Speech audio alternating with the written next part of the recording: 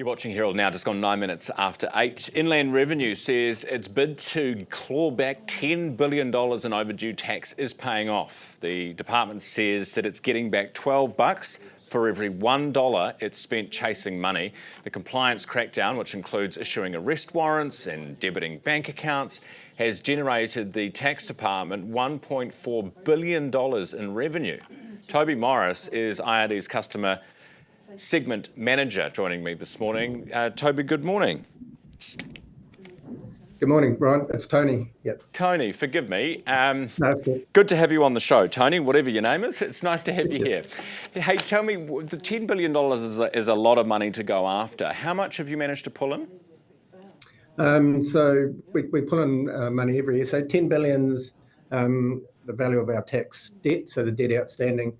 So we pull in about 4 billion a year, but obviously it sort of keeps going up each year as well. So the makeup of that 10 billions, it's sort of half of it's quite old debt, like 5 years old. So it attracts penalties and interest that keep growing all the time, and then we get the new debt coming on every start of every year. Okay, are you seeing debt levels go up? Yeah, since pre-COVID, the debt level used to be around 5 billion.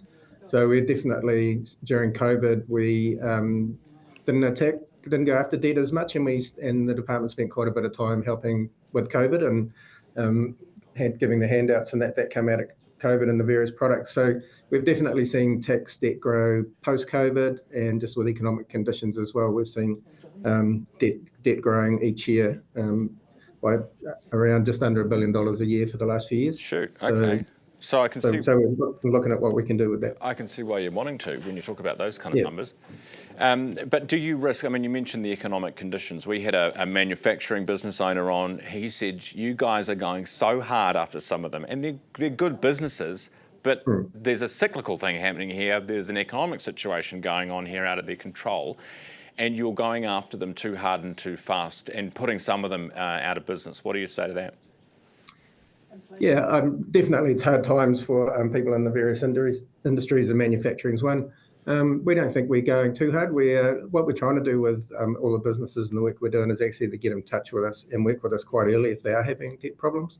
And when people do work with us early, we find we can help them through with instalment arrangements and various things. So we're conscious that we're not just trying to shut businesses down. We're actually trying to keep businesses going. Times are hard, but at the end of the day, we've got to look after creditors, and we've got to look after subcontractors and things like that if we keep businesses going too long.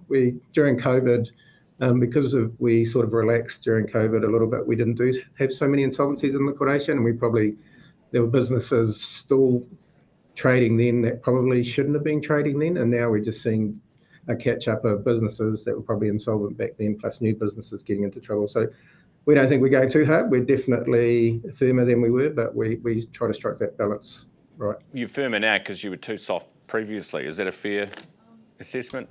Too soft, or during COVID, I mean, it wasn't a time to be going after businesses and their debt very hard when we're actually giving out wage subsidies and things like that as well.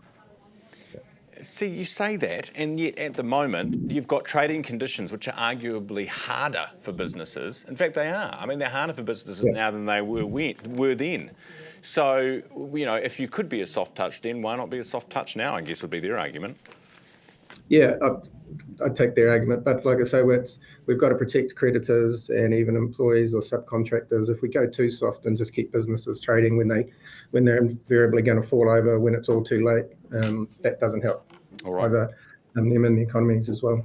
Appreciate your time this morning. Tony, thanks for being with me. Tony Morris, the IRD's customer segment manager. It is 13 minutes after 8 and you're watching